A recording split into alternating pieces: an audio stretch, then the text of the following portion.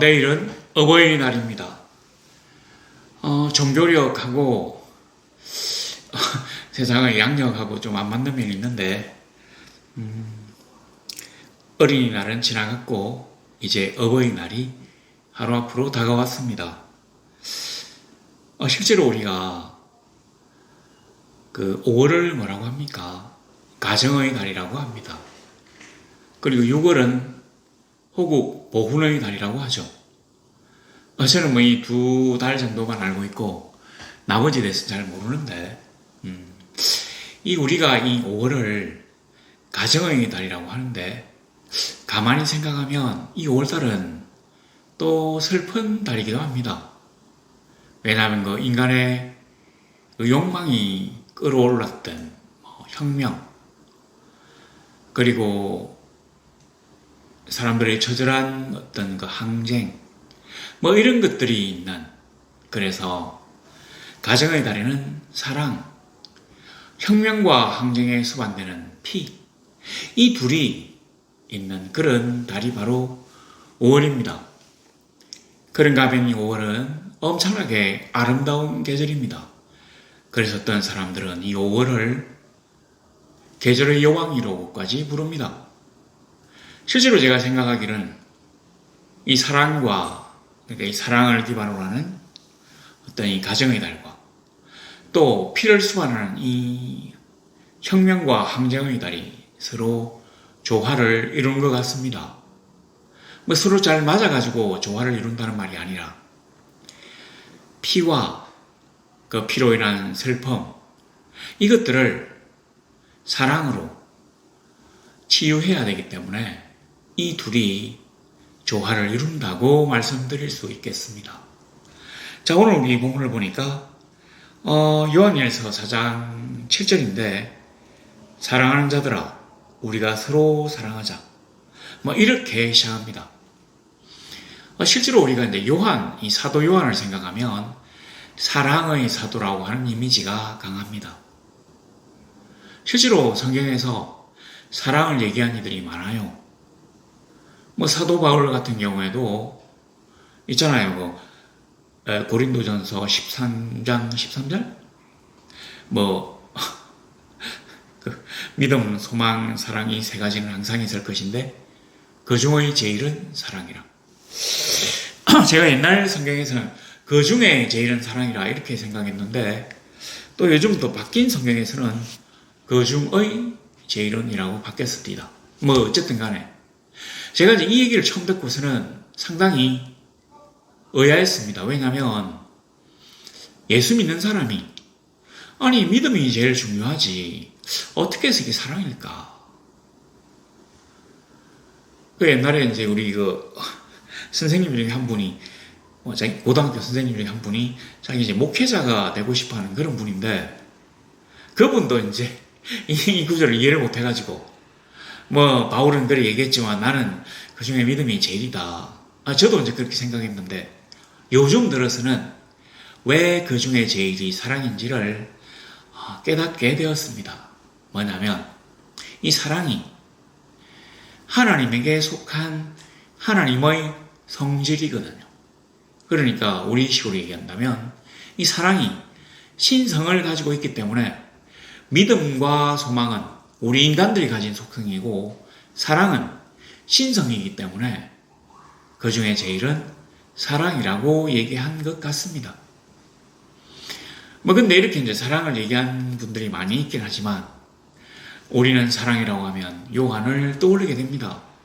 실제로 이제 이 요한일서를 지을 때 이 요한 사도는 아주 늙어가지고 지상에 이제 모든 사도들이 다 순교하고 지상에 없을 때 마지막으로 남은 이 노사도는 이제 아득한 옛날의 예수님과 함께 생활할 때의 일들이 기억이 납니다. 그런데 그 중에서도 주님이 그 제자들을 보고 하신 말씀이 있어요.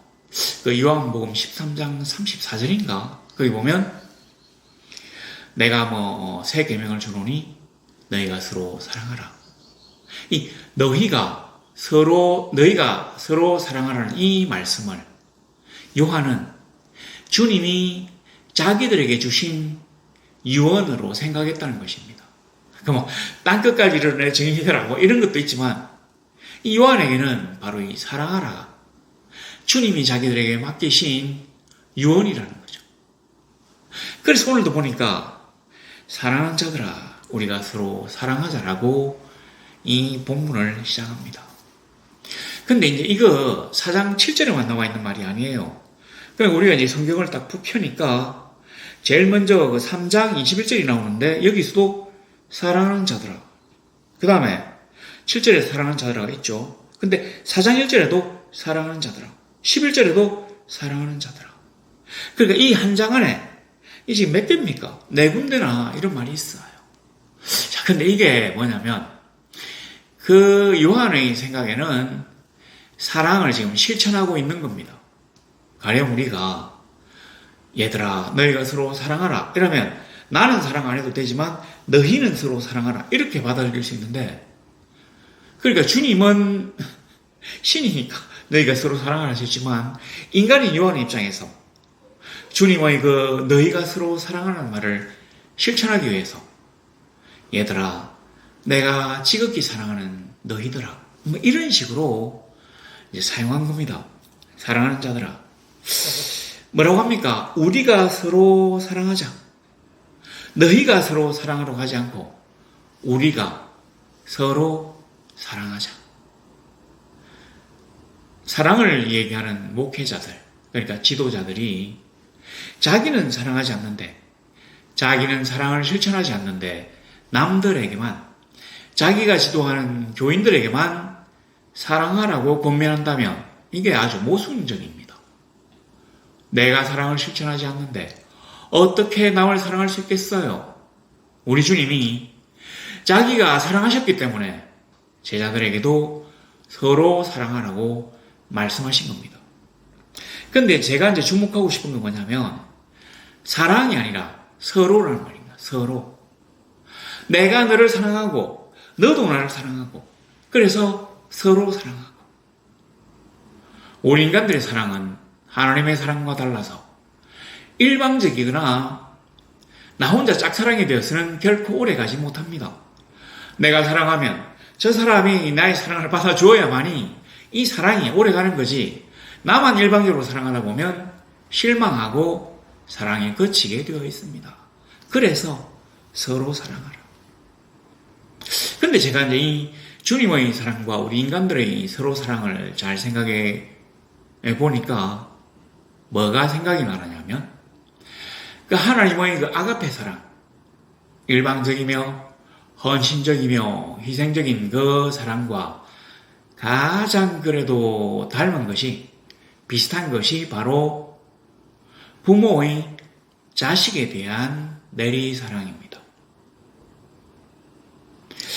자, 그러니까 너희가 서로 사랑하는 것 중에서 첫 번째로 해야 될 게 뭐냐면 바로 효도예요.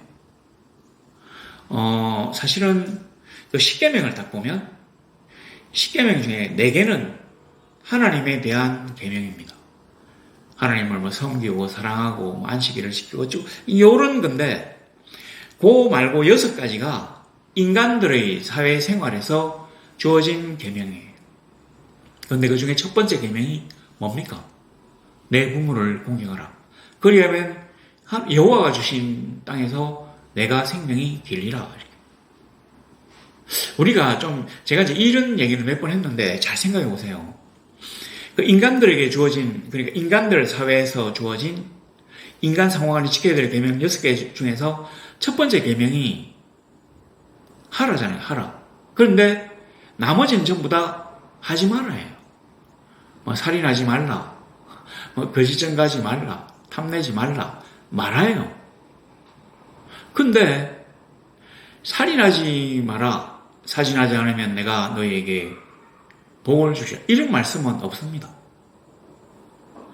거짓증가하지 말라. 그러면 내가 너희에게 방대한 학문을 상으로 준다. 이런 말도 없습니다. 자, 그래서 잘 보니까 상급을 준다고 하는 것은 첫 계명 하나밖에 없어요.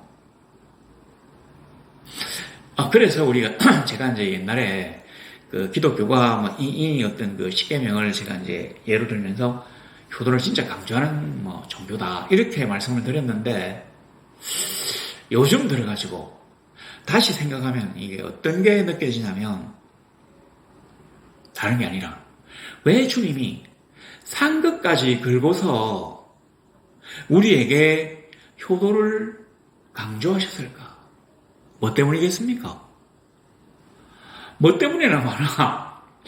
냉정하게 거꾸로 생각한다면 우리가 그만큼이나 효도하지 않기 때문에 효도를 강조한 겁니다. 하나님이 우리로 하여금 서로 사랑하라고 하셨는데 우리의 서로 사랑은 변질되었어요. 에로스로. 하나님의 사랑과 가장 닮은 부모인 자식에 대한 사랑은 사실은 뭐 부족한 면도 있지만 어느 정도는 충족되었다고 봅니다. 자, 보세요. 그 이제 성경에는 뭐 자녀를 사랑하라, 뭐 내 자녀를 노예케 하지 말라 이런 말도 많은데 우리나라 속담이나 중국 하여튼 동양의 어떤 이 고를 딱 산 생각이 온다면 그 자식을 사랑하는 말이 없어요. 왜 그럴까? 왜 그렇겠습니까?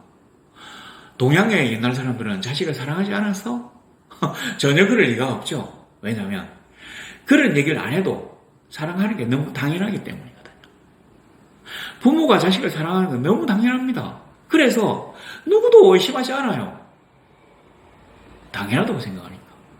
자, 그런데 거꾸로 사랑, 뭐 치사랑이라고 하는데 그 치받는다는 게 치사랑인지 하여튼 뭐 그런데 거꾸로 자식은 부모를 사랑하지 않기 때문에 좀 이게 많이 이상합니다. 효도하지 않기 때문에 효도하라는 강조가 그렇게나 많은 것이라고 제가 이해하고 있습니다. 요즘 들어서 보면 이런 게 진짜 심한 것 같아요. 우리도 모르는 사이에 우리는 점점 가정 해체의 길로 접어들고 있습니다. 왜냐하면 서로 사랑하지 않기 때문에. 하나님이 말씀하신 서로 사랑하라의 첫 번째가 뭡니까? 부모와 자식 간의 사랑이 첫 번째잖아요. 두 번째는 형제 자매 서로 간의 사랑이죠. 세 번째는 친구, 네 번째는 이웃. 사랑은 자신을 중심으로 점점 퍼져나갑니다. 그 첫 번째가 부모와 자식 간의 사랑인 것입니다. 어버이날이 있어요. 제가 이제 전 세계적으로 잘 모르는데 어린이날은 우리나라에만 있는 것 같아요. 막 방정환 선생님 감사합니다. 우리나라에만 있는 것 같은데 어버이날은 세계에서 가지고 있는 나라가 많이 있습니다. 왜 그런가 제가 생각해 보니까 부모가 자식에게 주는 사랑은 그 당연한 건데 자식은 부모를 그렇게 사랑하지 않았기 때문에 아마 이 어버이날이 생긴 게 아닌가. 뭐 어머니날에서 어버이날이 된 거지만 그렇게 제가 받아들입니다. 자, 그런데 제가 어느 날 그 일세를 풍미했다고 하는 저는 사실 그 친구들 잘 몰랐는데 나중에 세월이 흐르고 난 다음에 그 가수의 노래를 들었어요. 생긴 것도 좀 이상해요. 아주 요즘은 좀 미남들이 많이 나오는데 이 친구 전혀 미남이 아니에요. 그리고 이 좀 약간 키도 크고 좀 피부도 그렇고 생긴 것도 그래가지고 전혀 가수 같지 않은데 노래를 부르는데 제가 들어보니까 이 노래도 박자도 그렇고 음정도 그렇고 전혀 이게 일세를 풍미하는 노래가 아닌데 보니까 앞에서 그 애들이 막 이렇게 하고 있더라고요. 따라 부르면서. 저게 그렇게 굉장한 노래예요? 어떤 노래냐면 아주 간단한 노래예요. 어머니는 짜장면이 싫다고 하셨어. 제가 이제 이 소절만 들어서 그런지 몰라도 처음에는 뭐야 이거. 아니 짜장면 싫고 짬뽕을 좋아하나? 그럴 수 있지. 근데 그게 노래가 돼? 이렇게 생각했는데 사실은 그게 그런 노래가 아니라 자기 어머니가 가난해요. 자식에게 짜장면을 사주고 싶어요. 왜냐면 자식이 이제 짜장면 먹고 싶다고 하니까. 그러니까 돈이 없는데 이제 짜장면 두 그릇을 못 시키니까 한 그릇만 시킬 거 아닙니까? 그러니까 자식이 물어보잖아요. 엄마 왜 엄마는 짜장면 안 먹어? 나는 짜장면이 싫어. 이랬다는 얘기입니다. 뭐 공식적인 그 해석은 아닌데 제 생각에 그 맞을 것 같습니다. 부모의 자식에 대한 사랑은 바로 하나님이 그의 자녀인 우리들을 사랑하시는 그 아가페 사랑하고 똑같거든요. 여기 보면 사랑하는 자들아, 이 사랑이, 그 다음에 우리가 서로 사랑은 아니, 여기서 나오는 사랑은 다 아가페를 말합니다. 근데 우리 인간들은 하나님이 자녀를 사랑하는 것처럼 아가페 사랑을 할 수가 없어요. 우리가 사실은 그 정도 감이 안 되거든요. 근데 그 안 되는 가운데서도, 그 부족한 가운데서도 가장 그래도 우리가 하나님의 사랑에 근접한 게 바로 부모의 자식에 대한 사랑이라는 것이죠. 제가 또 이제 어린이날이니까, 우리 교회에서 이제 어린이가 3명밖에 없어요. 근데 제가 그 친구들을 위해서, 그 꼬맹이 친구들을 항상 기도하는데, 자, 이렇습니다. 어린이날 그 노래가 제가 지금도 기억이 나요. 뭐냐면, 5월은 푸르구나. 우리들은 잘한다. 제가 어린이일 때 그 노래를 막 불렀습니다. 이제 우리는 어른이 되었어요. 그런데 어떻게 자랐죠? 바로 부모의 땀과 눈물과 피로 우리가 자란 것입니다. 우리는 부모의 생명력을 흡수하면서 자란 것이에요. 그런데 우리는 이제 컸다고 전혀 그런 생각을 하지 못합니다. 우리는 그냥 바위에서 툭 튀어나온 돌원숭이가 아니에요. 우리는 어느 날 하늘에서 뚝 떨어진 그런 천둥벌거숭이가 아닙니다. 인간의 어린 시절은 길기도 하고 손이 진짜 많이 갑니다. 어떤 어머니들은 이 산후 우울증이 있대요. 막 머리카락도 막 빠지고 하지만 그 우울증이 나가지고 자칫 잘못하면 아주 위험한 상황에 빠질 수도 있답니다. 우리는 그런 것들을 먹고 자란 사람들이에요. 그런데 이제 컸다고 해서 부모를 덜 사랑하게 된다면 이 얼마나 슬픈 것이겠습니까? 요즘 우리나라 출산율 막 떨어지잖아요. 왜 떨어지겠습니까? 딩크족 진짜 많잖아요. 왜 많겠습니까? 제가 이제 이런 말 하기도 좀 곤란하지만 자식 키워봤자 아무 소용없다는 얘기가 공공연하게 나돌기 때문에 물론 부모는 자식을 그냥 사랑하는 것입니다. 전혀 이유를 생각하지 않아요. 근데 키워놓고 나니까 섭섭한 일이 너무 많잖아요. 그래서 말씀은 이렇게 얘기합니다. 너희가 서로 사랑하라. 한쪽만 일방적으로 사랑하지 말고 서로 사랑하라. 그래야 그렇게 하나님의 사랑을 흉내라도 낼 수 있다는 말입니다. 제가 사랑은 하나님께 속한 성질이라고 말씀드렸습니다. 우리 인간을 일러 뭐라고 합니까? 하나님을 본따서 만들었다고 하잖아요. 그러니까 하나님이 인간을 본따서 만들어진 존재이긴 하지만 외양을 본받은 건 아니에요. 실제로 하나님은 영이시기 때문에 이 외양이 없습니다. 뭘 본받았죠? 뭘 본딴 거죠? 뭘 본따기는요? 하나님의 성질을 본딴 것입니다. 그래서 우리에게도 하나님의 사랑이 들어있어요. 그런데 우리에게 욕망과 이심과 애욕들이 막 자라나면서 하나님 주신 품성들이 하나씩 눈을 감게 되었던 것입니다.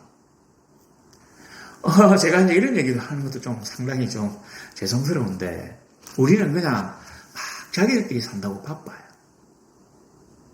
제가 이번에 기사를 보고 좀 놀란 게 있는데 이런 기사가 있습니다. 양가 부모님들을 모시고 시켜라면 40만 원이 드는데 부담스럽다. 그 기사가 그러니까 뭐 기자가 그 기사를 적었겠지만 그 기자 도대체 뭐 하는 사람인지 모르겠는데 그걸 적었어요. 그 밑에 댓글을 제가 다 읽어봤더니만 이래 나옵니다. 너희 부모님은 너를 키울 때 40만 원보다 더 큰 부담이 있어도 부담스럽다고 생각하시는 게 키웠는데 너는 지금 그런 소리 하느냐 이렇게 적어놓고 또 어떤 데는 있어요. 제가 이번에 처음 알았는데 이런 얘기가 있습니다.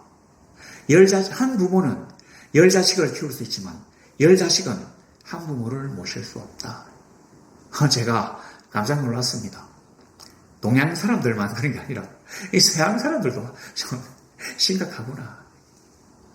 우리는 인생은 다 그렇습니다. 우리는 받은 것에 대해서는 감사할 줄 몰라요. 그러나 주는 것에 대해서는 아까워합니다. 아직 웃기는 사람들 많습니다.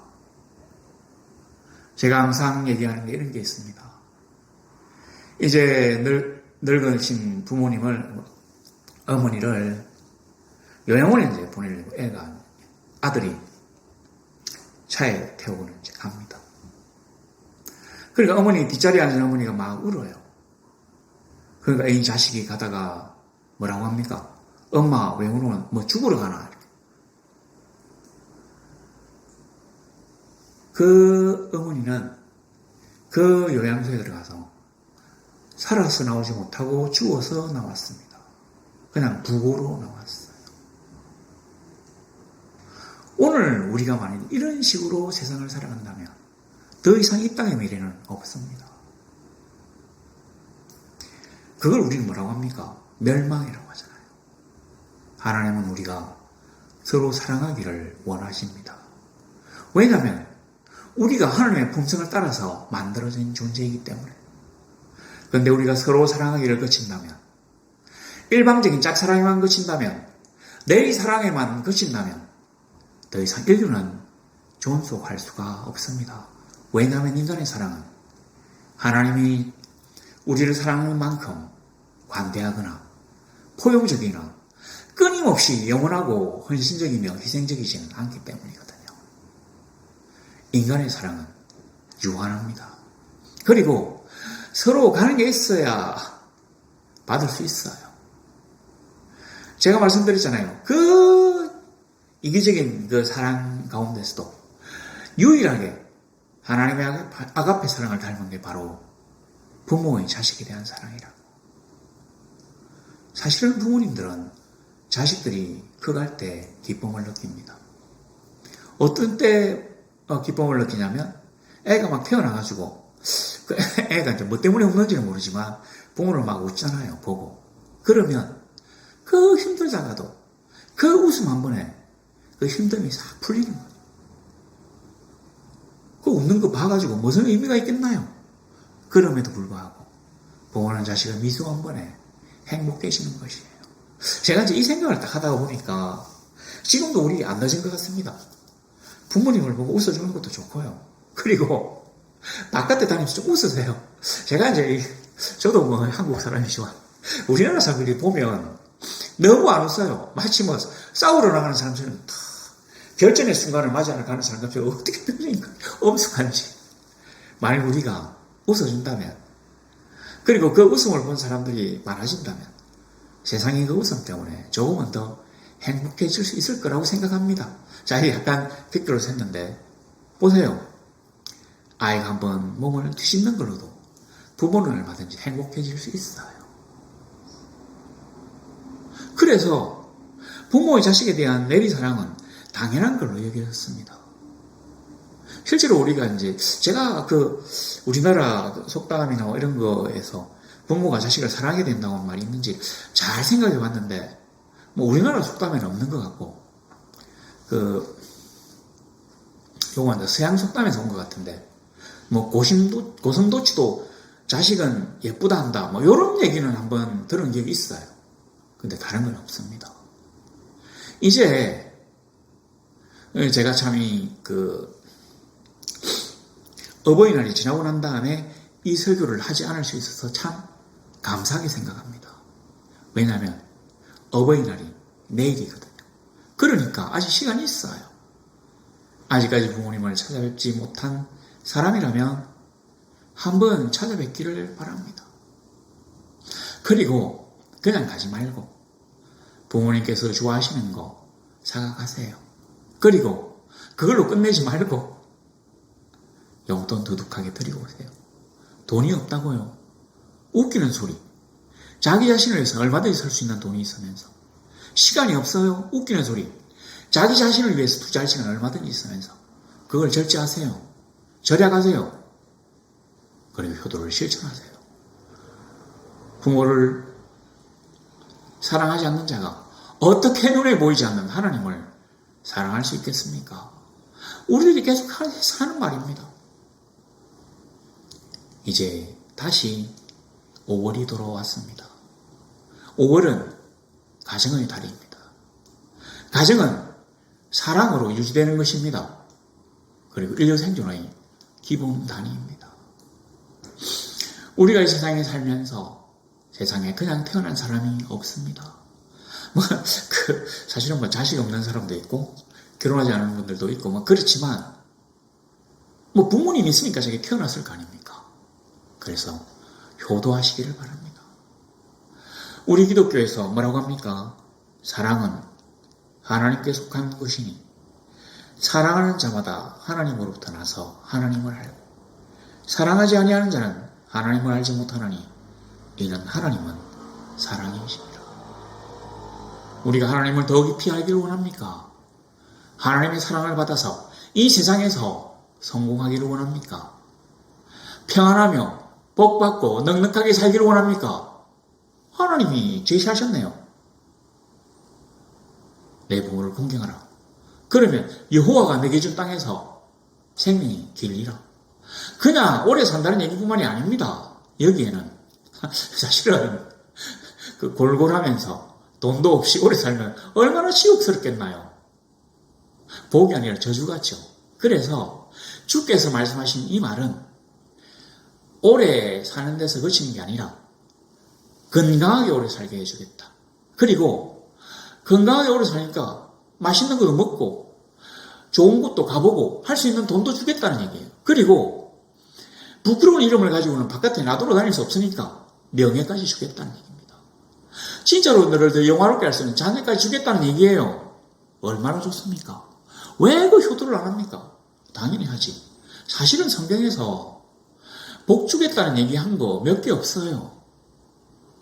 제가 이제 항상 기억하는 얘기가 뭐냐면 부모님께 효도하는 거, 11조 하는 거, 그리고 가난한 이들에게 구제하는 거.